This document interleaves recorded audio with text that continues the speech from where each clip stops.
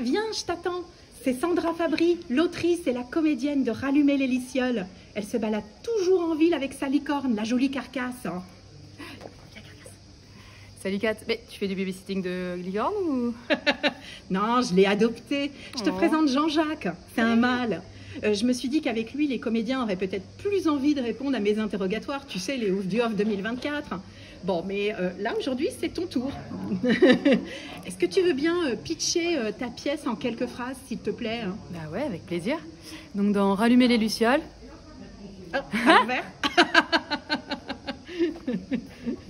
Ah bah oui, hein. Rallumer les Lucioles, ouais. En fait, on suit l'histoire de Lily. Donc elle grandit en n'ayant pas trop de repères.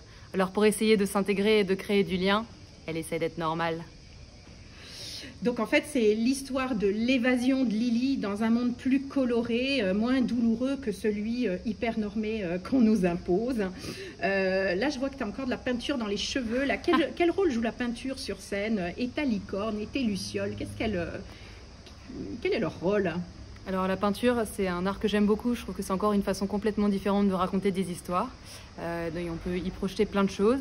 Et je trouve que pour Lily, là où c'est intéressant, c'est que c'est un moyen pour elle aussi d'essayer de comprendre comment sa maman voit le monde. Donc voilà, elle se raccroche à ça et ça devient un outil pour la comprendre. Oui, parce qu'on rappelle que sa maman a quand même un problème, et un problème d'ordre mental, et que voilà, que pour la petite, c'est pas évident. C'est ça, donc ça lui permet, elle, d'essayer de comprendre un petit peu ça.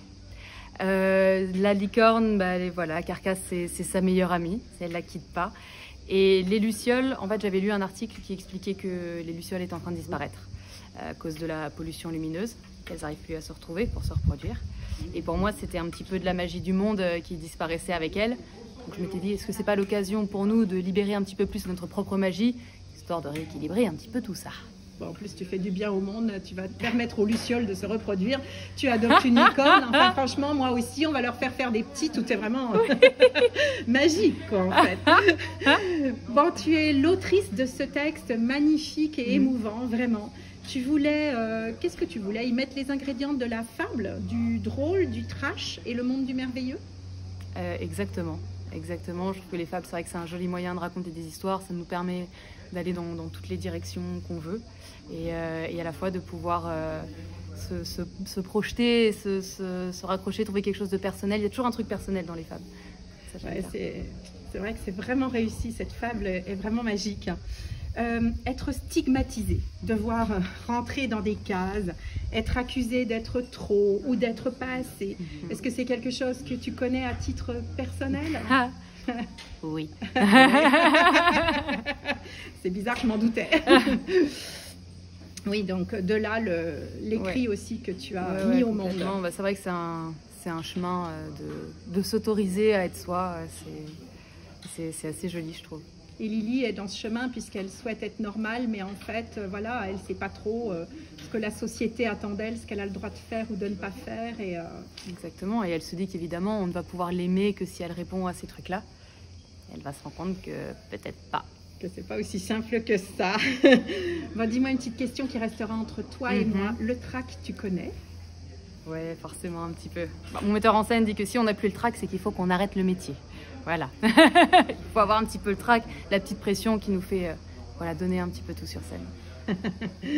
Bon, alors tu nous rappelles le lieu et l'heure de ce joli spectacle, de mon coup de cœur, ainsi que ton adresse sur les réseaux sociaux, où est-ce qu'on peut te suivre?